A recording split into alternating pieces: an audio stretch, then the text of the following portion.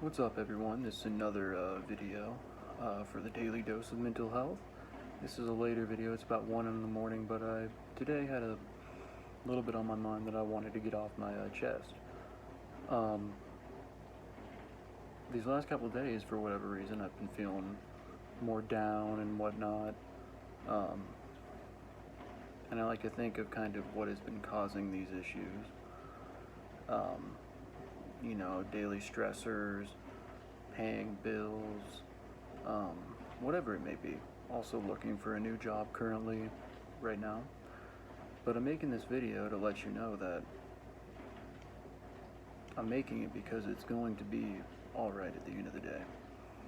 I've started to learn that anytime that I'm going through depression as an addict, I've really found that one of the big keys for me in order to just deal with my daily stressors or whatever I'm going through is just to honestly acknowledge this depression and these thoughts that I'm having, or thoughts you're having, or lack of thoughts, that is, blank thoughts, because everyone depression and anxiety is a little bit differently.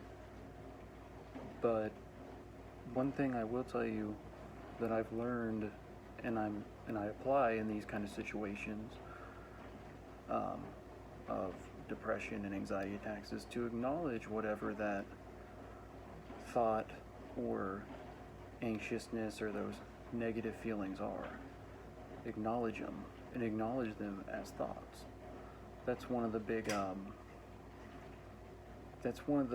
key takeaways I ever got when I first started looking at how to control my anxiety post-addiction outside of medication, which once again, medications obviously work for people.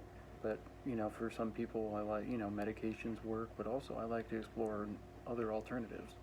And one thing I've really found through just some basic, and I've started doing a little bit more meditation, one thing I've really noticed that it can kind of help with, and not just the meditation, but what I've just been applying is, like, yes, I'm having negative feelings, but I'm trying to, at the same time, I'm acknowledging these negative feelings, acknowledging them, but just recognizing they're a thought, and recognizing the feelings I'm feeling, and not procrastinating them and putting them away, but just moving forward. So seeing whatever that negative impact is that's going on in your life, observe it mentally, physically, and just see it and try to move on.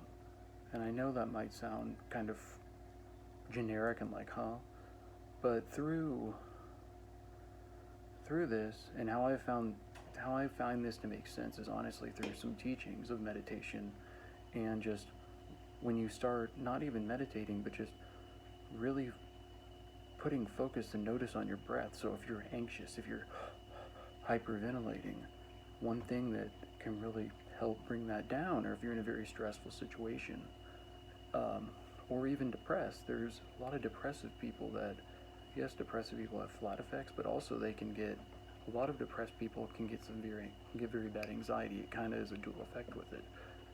When you have anxiety, start getting racing thoughts, hyperventilating, and the one thing I've noticed is if you just start focusing on the breath, don't push it aside because you're scared. Like, my old reaction to hyperventilating in a stressful situation would be, oh my gosh, please stop, and avoiding the situation, and you get worse and worse. But if you recognize it for what it is, and hey, I've had one of these before, acknowledge it and start just feeling that breath, and it'll slowly start slowing down. And same with the thoughts. Recognize those thoughts, but just let them go. Try not to hyperfixate on them. Because most of the time when I look back on whatever that situation was, I think, why did I overreact like this to it? What was the point of that? Alright guys, that's going to wrap up this video. I just wanted to get some thoughts out there for the night, and if anyone else out there has techniques and different aspects on ways they combat anxiety and depression, throw them down there below.